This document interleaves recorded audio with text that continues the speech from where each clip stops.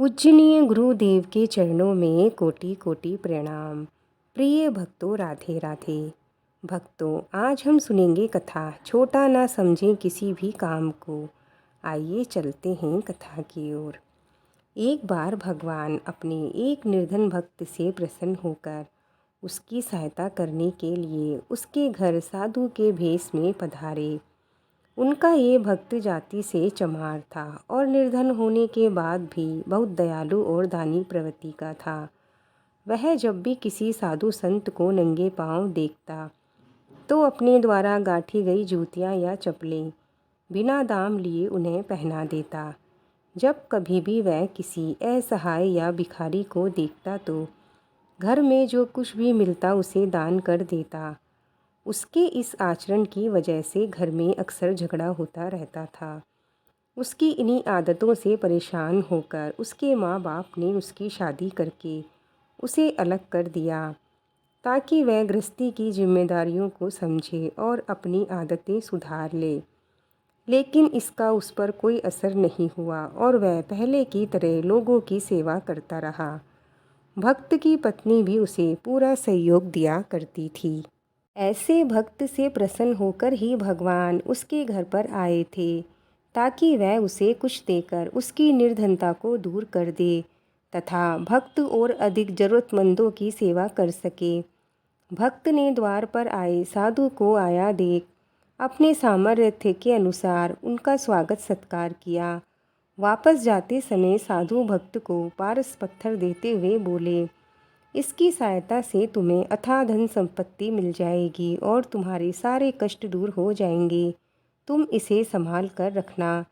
इस पर भक्त बोला, फिर तो आप ये पत्थर मुझे ना दें, यह मेरे किसी काम का नहीं है। वैसे भी मुझे कोई कष्ट नहीं है। जूतियाँ बनाकर मिलने वाले धन से मेरा काम चल जाता है। मेरे पास राम नाम की संपत्ति भी है जिसके खोने का भी डर नहीं है। यह सुनकर साधु भेषधारी भगवान लौट गए। इसके बाद भक्त की सहायता करने की कई कोशिशों में असफल रहने पर भगवान एक दिन उसके सपने में आए और बोले, प्रिय भक्त, हमें पता है तुम लोभी नहीं हो, तुम कर्म में विश्वास करते हो। जब तुम अपना कर्म कर रहे हो तो हमें भी अपना कर्म करने दो। इसीलिए जो कुछ हम दें उसे सहर्ष स्वीकार करो। भक्त ने ईश्वर की बात मान ली और उनके द्वारा दी गई सहायता और उनकी आज्ञा से एक मंदिर बनवाया और वहां भगवान की मूर्ति स्थापित कर उसकी पूजा करने लगा। एक चमार द्वारा भगवान की पूजा किया जाना पंडितों को सहन नहीं हुआ।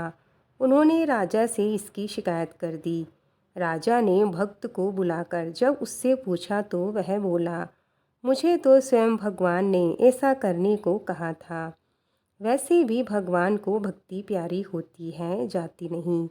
उनकी नज़र में कोई छोटा बड़ा नहीं है, सब बराबर है। राजा बोला, क्या तुम ये बात साबित करके दिखा सकते हो? भक्त बोला, क्यों नहीं। मेरे मंदिर में विराजित भगवान की मूर्ति उठकर जिस किसी के भी समीप आ जाए वही सच्चे अर्थों में उनकी पूजा का अधिकारी है। राजा तैयार हो गया। पहले पंडितों ने प्रयास किया लेकिन मूर्ति उनमें से किसी के पास नहीं आई।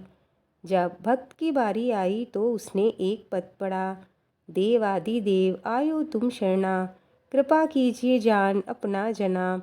इस पद के पूरा होते ही मूर्ति भक्त की गोद में आ गई। यह देख सभी को आश्चर्य हुआ। राजा और रानी ने उसे तुरंत अपना गुरु बना लिया। इस भक्त का नाम था रविदास। जी हाँ, वही जिन्हें हम संत रविदास जी या संत रेदास जी के नाम से जानते हैं, जिनकी महिमा सुनकर संत पीपा जी, श्री गुरु नानक देव जी, श्री कबीर साहिब जी और मीराबाई जी भी उनसे मिलने गए थे। यहाँ तक कि दिल्ली का शासक सिकंदर लोदी भी उनसे मिलने आया था। उनके द्वारा रचित पदों में से 39 को श्री गुरु ग्रंथ साहिब में भी शामिल किया गया था।